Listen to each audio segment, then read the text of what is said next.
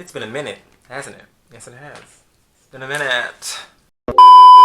What's going on, you guys? My name is Noel. If this is your first time here, make sure you like, comment, subscribe, and hit that bell notification down below so that you get notified when I upload new videos. This is my commentary and entertainment channel where I talk about whatever I want to talk about. And that's pretty much the gist of the gist of the gist of the gist. Okay, so today we are talking about Grownish, because I just watched season 1 on Hulu, and I have thoughts and feelings and opinions and more thoughts and feelings and opinions. Okay, so initially when Grownish came out on TV, I watched episode 1, then I stopped. But it wasn't for moi. No ma'am. And my overall thoughts on the show is, eh? Let me see. So what's up? A little questionable here. I'm a little iffy on it. I'm gonna keep watching until I'm gonna finish all the episodes, so maybe my feelings will change. But I'm a little iffy on it. Like, there are moments where I'm like, this is really good, and there's also moments where I'm like, this is really like, what? Overall, the show isn't. One of my issues with the show is that it's very Zoey centric, which is a duh. I get it. Grownish is a spinoff of Blackish that follows the character of Zoey as she goes through college, yada yada yada yada. And Zoey is also the narrator of the show, so she narrates every episode, and we're basically seeing most of the stuff through her eyes and from her point of view, kind of. Not directly from her point of view, from her point of view. The only issue with that is, like, Zoey's not a bad character. She's not the most interesting character on the show, and she's not my favorite character on the show. And if you don't like Zoey's character, you're probably not gonna like the show because it's a lot of Zoey. Like, season 1 was a lot of Zoey, and there are other characters. Like, I don't understand having an ensemble show and then only focusing on like one person, you know? Just me. Also, the show definitely plays on like tropes. I think one trope is this Nomi who is she's bisexual, and she's pretty much horny in every single scene. She's either talking about hooking up or thinking about hooking up. Like, she talks about it at least every single episode that she's in. There's some allusion to sex. And she, you know, feeds into the narrative that, like, bisexual people are inherently sexual and all they think about is sex, sex, sex, sex, sex. And that's really just an overplayed trope. Also, Grownish does this thing where, like, they're self-aware about problematic things, but it doesn't really go anywhere. For an example, Nomi, who I just mentioned, is a bisexual. She ends up dating a bisexual man, and when she finds out that he's bisexual as well, she starts acting weird because in her mind, bisexuality is different from men and women. Women can be bisexual and it's not an issue, but men can't. And she points out the fact that she's being a hypocrite and yada yada yada. And one thing I appreciate about that storyline is, one, it's realistic because there are a lot of people who do believe that men can't be bisexual and that it's invalid and that if a man has one experience with another man, he's gay forever.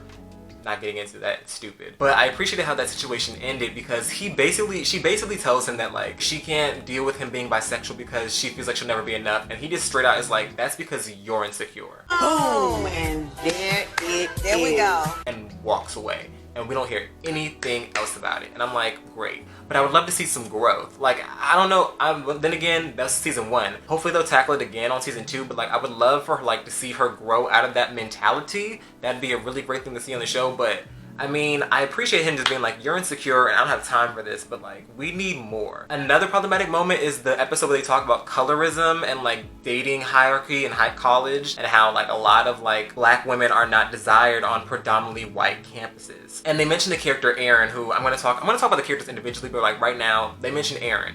And how he only dates light-skinned women. And that all the girls that he dates look similar. And he's basically like, no, that's not true, that's not true. So then he goes out and he finds a dark-skinned woman from Cameroon, who's originally from Cameroon, but she grew up in Denver. He brings her over and is like, hey, guys, this is this dark-skinned woman. I don't just date light-skinned women. See.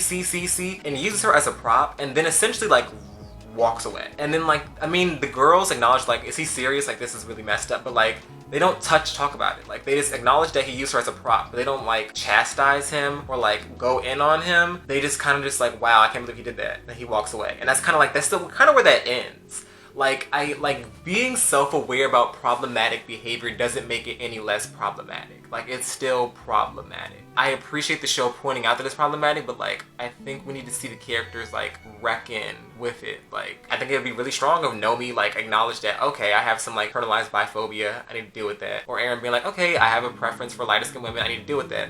I mean, towards the end of the episode, Aaron, like, they point out that, like, every girl that he dates is light skinned because his mother is light skinned, but they don't show his mother. But we get that appearance, and I'm like, yeah, I guess, but like still, we could touch on that more. Like a lot of the things get discussed, but they get brushed over. Okay, another thing that like I like about the show, but that kind of bothers me is like every episode is roughly 20 minutes, maybe 21, 22, and I like this because it's very bite-sized. You can get the content quickly. You can watch. That's essentially like 20-minute episodes, essentially 3 episodes an hour. So you can like sit down for like 1 hour and like get through a chunk of it. And like the first season is like 12 episodes, maybe 13. So you can get through it in like a couple of days. The only issue with 28 minutes is that it doesn't have a lot of time to develop individual characters. And because the show is so Zoey-centric and focused on Zoey, that we have to dedicate a set amount of time to Zoey. Now, is Zoey in every scene? No. Is every storyline about Zoey? No, but essentially every episode has Zoey in it. And Zoey is essentially the main plot line. And then every other characters have like side plot lines. Like Vivek dealing drugs, or Nomi and her bisexual boyfriend, or Aaron and Anna fighting about safe spaces. And even if the main storyline doesn't focus on Zoe's, because Zoe's a narrator, she narrates the issue and she narrates the conclusion of every episode. So she has to be there for the resolution, and she basically has to be involved some way because the show is centered around her. And I think it would be nice if, hopefully maybe in season 2 or season 3, they'll take the reins away from her more and like give it to more characters, because I'm gonna save that for when I get to Zoey. The next thing is more about the development. Because they focus so much on Zoey, there's not a lot of development about other characters. There's a lot of gaps. Like episode 2 or 3, like we see that Nomi and Zoey, it's implied to us that Nomi and Zoey are getting closer, and that they're like, you know, Nomi showing up at her room to talk to Zoey, but we never see like, we don't really see that friendship blossom. Like we don't really see too many scenes with just Zoey and Nomi. Like the majority of the time, the characters are all together in one big group, and it's kind of hard to develop individual friendships when everybody's in a group setting. And there's just a lot of gaps. Like for instance, one of the big plot lines in this season is that Zoey has a love triangle between her, Luca, and the guy Cash, who she's dating or was dating. And spoiler alert, they break up. And the issue is that I had with that is just that on one episode it shows that Zoey is talking to both Luca and Aaron and entertaining both of them, and then both of them find out that she's talking to both of them, so they call her whack and hang up on her. But then later on in the season, they're both still competing for her affection. So it's like, was there a resolution? Did they both just come to the conclusion, like, we're both gonna fight for her? Did they both tell her that, hey, you gotta cut him off? Like, we didn't get resolution. Like, how did we go from them calling her whack and hanging up on her because she's talking to both of them, to them wanting to still be with her? You know what I'm saying? It's gaps to it. Oh my goodness, I'm so embarrassed. Don't be embarrassed. They love you. Now I want to talk about individual episodes. Now I already mentioned my gripes with like the colorism episode. No, we're gonna talk about it. So let's talk about the colorism episode. The colorism episode was, I enjoyed it. Once again, the whole thing with the dark skinned girl and Aaron trying to prove that he's not colorist, it wasn't handled the best. And then we focus on like the twins, so like Chloe and Halle Bailey's characters. I have some issues with how their characters are handled, but it doesn't. You know, it's just not great. It's not great. In the episode, there's like, they show like, you know, the hierarchy. They also show that like for instance, Vivek is like aggressively complimenting like black women, and like I feel like that was like a perfect opportunity for them to like talk about like fetishizing. And he mentions how strong and powerful they are and like dominant they are, and I feel like that was a perfect opportunity. I feel like they were setting up for them to be like talking about like fetishes, and they didn't. They kind of were just like, okay, now you've gone too far, and they just move on. But like, I just feel like everything feels very surface. They like dip a toe in on these serious issues, and then they move on. But then again, when your episodes are 20 minutes, you can only fit so much in. The last episode I want to talk about, the episode that I really want to talk about, is the safe space episode. Short summary, basically there's, you know, the characters are talking about safe spaces and how everybody deserves a safe space. And then they mention how like, one of the characters mentions that like, she's a conservative woman and that conservatives on campus don't have a safe space. And it becomes an issue of contention, and it becomes a protest and a counter protest, and basically what happens is that the dean of students decides that since these groups can't coexist, he's gonna get rid of all safe spaces. And the show's explanation for this is just that like, all of you guys were kind of wrong, we all deserve a safe space, yada yada yada. I'm gonna say this, I don't care. I don't care. And this is why I don't care. So we can talk about, you know, I'm not trying to get political or whatever. I've done that on this channel before. I'm not trying to get political or whatever. Conservative people, not all, but the majority of them tend to oppose a lot. So like homosexuality, minorities, immigration, raising the minimum wage, a lot of different things that affect a lot of different people. Historically, people who are bigoted or conservative tend to push those views to the extreme, which results in violence and atrocities. I'm not gonna list them. You can use your thoughts or Google. It is okay to be intolerant of intolerance. People who are intolerant of others, they don't really need a safe space because they always are going to try to extend that safe space to violate others' safe space. You know what I'm saying? This whole idea, we all deserve a safe space and yada yada yada. Nah, there are some views that don't matter. To me, there are some views that don't matter. Two of the characters, Aaron, who I mentioned before, and Anna, who's a part of the group. And Anna is a Latina who is also a Republican and conservative. And they're arguing like safe spaces for black people and then safe spaces for conservatives. And Anna's actions and her counter protests, which causes a riot, ends up leading to like the predominantly black dorm being like overtaken. And yeah, I didn't care about Anna. I liked Anna. She was kind of funny. She was kind of interesting. She was kind of weird, and I like weird characters. But I didn't care. And the show tried to like absolve her by saying, well, Anna, like, she's okay with gay rights and she believes in climate change. But like, there are more issues within conservatives that we need to know. Like, we need to know all of her politics. Like, just giving me that bit of information does not make me just say, oh, okay, like, we're good with her. Like, no, there's a lot of other politics that need to be covered for us to be like, okay, Anna's cool. Like, we like Anna. And I feel like the show tried to like brush off like, oh no, she's not that bad at the end. And I just, no. I wasn't feeling it. I told you not to do that. You done knocked the fucking wind out yourself. Silly shit. Now I'm gonna briefly talk about the characters. This is not gonna be a long video. This is not gonna be a long video. Okay? So the first character is Zoey. Like I said, Zoey suffers from like what Victoria Justice and Miranda Cosgrove did on like iCarly and Victoria separately, where like the main character is not the most interesting character. And Zoey's not a bad person. I mean, the characters constantly mention that she's like very self-centered, and like the show actively reminds people that like Zoey talks about herself a lot and she always brings her issues to the forefront of their group's issues to the point where like she doesn't even know what's going on with the other characters. But I mean, just because you acknowledge it doesn't mean that it's fixed. If one of my friends woke me up at 2 a.m. to talk about a you up text, to analyze a you up text, I'm gonna be upset. I'm going to be heated. You did not get me out of bed to talk about a you up text. Like, it's very childish. And I'm not saying that things can't be childish. Like, college is childish. I've done childish things in college. I know childish people in college. Like, people are childish in college. I'm just saying, like, when that childishness becomes the forefront of the show for like 90% of the season, I start to stop caring. I stopped caring about the love triangle. I stopped caring about her reading signs and mixed signals. Now, with that being said, I don't need Zoey to have a super dark storyline. I don't need her to have a lot of trauma. I do appreciate the fact that Zoey is a beautiful black woman. She's successful. She has a lot of friends. Guys like her. And I appreciate the fact that all she has to worry about is what guy she's gonna date. You know, I don't need a super dark storyline or super heavy storyline to like a character. But I would have been more interested in other characters' stories than Zoey's. And I feel like season 1 is definitely like 90% Zoey. And Zoey is not the most interesting character on this cast. Period. Next is Anna. All I'm gonna say about Anna is I thought she was funny. I thought she was interesting. She's problematic, but I mean, what else would we expect? I think she like services as good comedic relief within the group, but I do think the safe space episode put her on probation for me. I don't know if I'm gonna really like get into her like that. She's on probation right now. Yeah, I'm feeling her out, but she's on probation. Okay, next is Aaron. And I mean, honestly, you guys, these characters are okay. Like, I can't say too much about these characters because like the show focuses so much on Zoey that I don't feel like I've fully gotten to round a lot of these characters. I find Aaron to be cool. I think he works well with Zoey.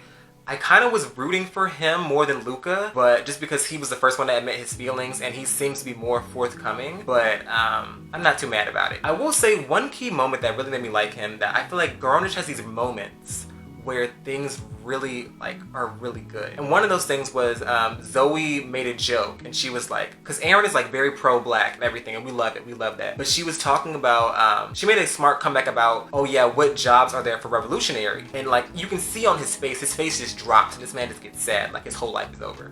And then later at the end of the episode, you see him on his laptop Googling jobs for revolutionaries and there's no result. And small things like that are just really interesting. Like, I feel like Grownish has these really good moments, I think I like Aaron. I think he's great. And I kind of like him more for Zoey than Luca. That's just me. Okay, the next character we have is Nomi. I'm not going to talk about the biphobia thing. We've already gotten to that. I think she's a cool character. I don't like the fact that she's a horny bisexual who's constantly talking about sex all the time. I feel like that feeds into the stereotype. I've said that several times in this video. I do like the fact that she is very, like, I don't know, her dialogue is very much saying it how I need. Saying things, there's no subtext in her dialogue. Like, she'll literally be like, hey, I'm here to offer you comfort and support, and even though I don't want to and I want to go drink. Like, I appreciate that, like, the sharpness and like the lack of tact in her dialogue. I appreciate the fact that she just casually does drugs, doesn't care. I appreciate the fact that she just likes to, you know, be free and liberated. And I think she's a great character, and honestly, I think that she should have more development. I feel like it's gonna come. I don't know. I feel like it's gonna come. I don't know. But I like her character. The only thing I will say is like when they were doing the whole oppression Olympics and then they were bringing up being black versus being Jewish and the Holocaust and yada yada yada yada yada yada yada. Wasn't feeling it. Wasn't feeling it from her. Actually, that whole scene was just not for me. The whole oppression Olympics thing, not working. Okay, next are the twins, which is Chloe and Halle Bailey's character. And their characters could use some more work. Like, their characters are functioning as like the mean girls, and it doesn't always work. Sometimes it works, sometimes it doesn't. And like, I just feel like it's very hard to write a mean girl. Like, I feel like if you write a mean girl character, your mean girl has to be very charismatic and very likable. And they don't always accomplish that. Like, there was a moment where they're having a conversation and Zoey says something and like, Chloe Bailey's character, Jazz, calls her a bitch. And then everybody's like, whoa, like that was an extreme reaction. And then her twin's like, no, you were completely justified. And I was just like, there are just certain moments where like they say things that are like, not necessarily, like what they're saying isn't super mean, but like the tone isn't delivered well. Like, it doesn't make me like laugh, it's kind of makes me like cringe. Like, okay, like it's just like a lot of unnecessary like rudeness, very rude. I will say the end of the Colorist episode where like they're talking about not settling for like white guys and like not settling for like not setting their standards too low. I thought that was a great moment. But I think their characters need to be written a little bit better, and like I think the pacing and tone of like their delivery for certain things could be better, because sometimes it just comes off as mean and not funny. Like, Regina George is funny, mean and funny. Like Holly J on Degrassi, mean and funny. Cole Landria on Dear White People, mean and funny. Like, you gotta have a balance. Like, if it's just mean and no like comedy or anything in there, substance in there, it just comes off as harsh. That's all I gotta say about their characters. The next episode I will say is Vivek. Vivek is funny. I like his character. I like the fact that he's a drug dealer who doesn't know a lot. I like the fact that he likes all these muscles, but he's like so corny and cheesy and weird, and I feel like the show should focus on him more. I think the episode with him selling drugs and like learning the repercussions of that and Zoey covering for him, great moment. That's how you develop a friendship. That's a great development right there. I think we need more of Vivek. Vivek needs to be in there more, and I think he's a great comic relief. Next. And then the last person I want to talk about is Luca. Luca's cool. He's cool. He's handsome. He's chill. The one thing I will say is there was a scene where he's like smoking in his room, and like it's like filled with smoke, and I was like, this is very unrealistic because someone would have definitely reported him. Like, it just wasn't too much. As far as the love triangle with him and Aaron and Zoey, I just feel like they're both just annoying. I'm gonna be real. Cause like Luca's like he has this too cool for school mentality, and it's like Zoe like flat out is like, hey, come to the dance with me. And he's like, that's not my thing. And then gets surprised when she's at the dance with someone else. That doesn't make sense. Like, I feel like he and Aaron are doing things, like they're just beating around the bush and not saying their feelings to like the very end and sending her make signals and then getting mad when she doesn't read the signals or when she like goes somewhere else with someone else. That's just annoying to me. I mean, it's college. People do that in real life, so I'm not too mad about it. But like that love triangle, I didn't care about it too much. Too much. I didn't care about it too much. But honestly, the show needs work. I feel like maybe they need longer episodes, or maybe they just need a different change of pace. I don't know. But like they touch on topics, but they don't really go in on them. I'm just not like, it's just not working for me. Okay, the last thing I want to say is before I watched Grownish, I had finished Dear Black People, And I don't want to compare the two because they're both college shows, but they have different tones. And I think Dear White People is more successful. However, I think they don't have to be the same. I think Grownish is definitely on like the lighter side and like the more fun side, and Dear White People talks about like heavier topics and heavier issues and does a very good job at it. I just think that Grownish needs work. It needs work. It needs work on how it like operates and how it like handles issues and topics and like character development. And I think that they need to take the scope off of Zoey and put it on the rest of the ensemble, because Zoey is taking up a lot of time, and I think the other characters are getting shafted and not getting enough development because we're always focused on fucking Zoey. But I don't hate Zoey. I just think that the show, they're trying to make her carry the show like 50% of it, and it's not working. But those are my thoughts on Grownish. I hope you guys enjoyed it. Please like, comment, subscribe, and hit that bell notification down below so that you get notified when I upload new videos. And I will see you next time. Boy toy named Troy used to live in Detroit. Big dope dealing money, he was getting some coins. Wasn't shootouts with the law, but he lived in a palace.